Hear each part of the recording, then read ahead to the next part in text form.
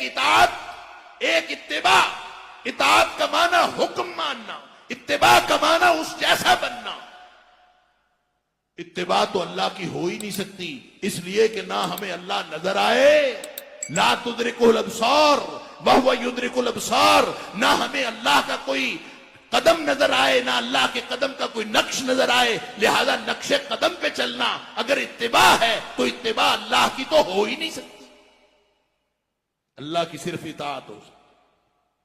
لہذا فرمایا یہ حبیب، یہ نبی، اللہ کے رسول صلی اللہ علیہ وسلم تمہیں دے دیے محبت کا مظہر جس کا نام اتباع ہے، وہ صرف نبی پاک صلی اللہ علیہ وسلم کی کرنی ہے. جب کرو گے تو اللہ سے محبت کا رشتہ قائم ہو جائے.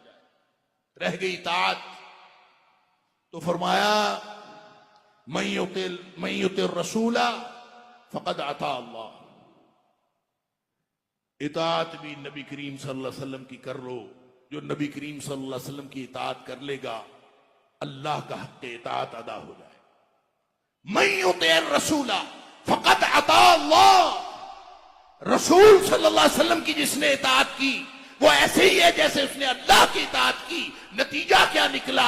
اطاعت بھی نبی پاک صلی اللہ علیہ وسلم کی، اتباع بھی نبی پاک صلی اللہ علیہ وسلم کی. یہ ہے وہ محبت، یہ ہے محبت کا مظہر.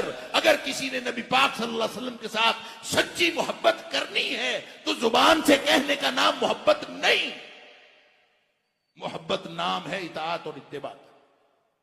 لا یؤمن احدکم، تم میں سے کوئی سچا مومن ہو ہی نہیں سکتا حتی اکون احب الیہ حب الیہ من والدہ وولدہ والناس اجمعین. ساری دنیا، والدین، بچے، بیٹے، ساری دنیا سے زیادہ پیارے نبی پاک صلی اللہ علیہ وسلم نہ ہوں اس وقت تک ایمان مکمل نہیں ہو.